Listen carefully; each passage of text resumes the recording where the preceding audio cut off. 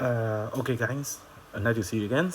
So today my question is like, why power zero is power zero is power zero is one, right? So why, like we always take, when we are young, like in the middle school or in the high school, we have been always teach like that, like, oh, any power, any number to the power zero is one, right? So it's a be like, let it be like minus 2 power zero is one, h power 0 is 1, minus 1 over 100 power 0 is 1. Anything to the power of 0, anything to the power of 0 is 1, right? We always like have to memorize this, right? So my question is why? Why it is minus? So let's prove this, right? Okay. So before we talk about this, let's talk about like some kind of power. So we already know that like 2 power 1 is it 2. 2 power 2, 4, right? 2 cube is it 8. 2 power 4 is it 16. 2 power 5 is it 32, right? So you can go continue. Okay, so let's think about another one. Let it be like 4. 4 power 1, 4. 4 power 2, 16. 4 power 3, 64. 4 power 4, 256. 4 power 5, 1024, right? So it's like that. You can go continuously. Okay, let it be.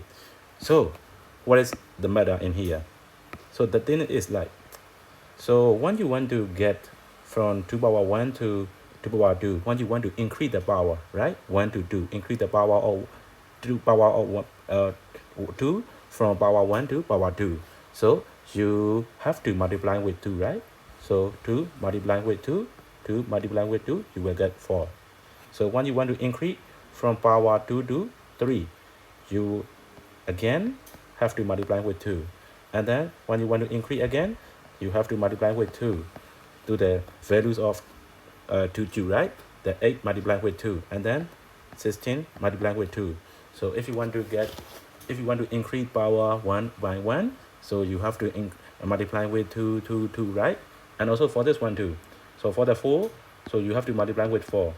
You have to multiply with 4 when you want to increase the power, right? From 3 to 4, 4 to 5, you have to multiply with 4. So what about if we think like the reverse process, So let's think about the reverse process. I mean, if we want from 2 power 5 to 2 power 5 to 2 power 4 back, what should we do? We have to divide it by 2, right? 32 divided by 2, we will get 16.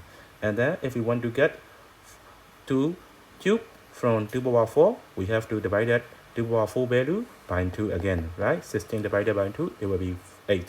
And then 8 divided by 2, it will be 4. 4 divided by 2, it will be 2.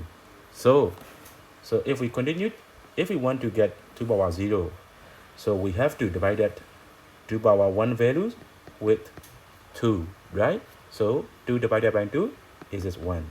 That's why 2 power 0 is 1. Okay, so let's continue again. So if we want to decrease again from 0 to minus 1, so what should we do? We have to divide that 2 power 0 value with 2, right? So 1 divided over 2, it will be 1 over 2. It's still correct. Even though like you go up and up, so it's still correct. That's why 2 power 0 is 1. So how about this too? So if you want to get 4 power 5 to 4 power 4, if you want to decrease the power value, you have to divide that by 4, right? Divided by 4. And also in here, when you want to decrease 4 to 3, you have to divide that by 4. 3 to 2, you have to divide that by 4 again, right? Divided by 4, and here divided by 4. So when you want to get 4 power 0, so you have to divide that this value with 4. That's why 4 divided over 4 is just 1. That's why we think about like 4 power 0 is also 1. And then that's also correct, right? When you want 4 power minus 1, when you want to decrease the power, you have to divide it by 4 here. 1 divided over 4 is 1 over 4. That's why like we assume that, not assume that, we take that, we prove that like to every power 0 is 1, right? In here, to every power 0 is also 1. That's why mathematics is work, right? In here. Thank you.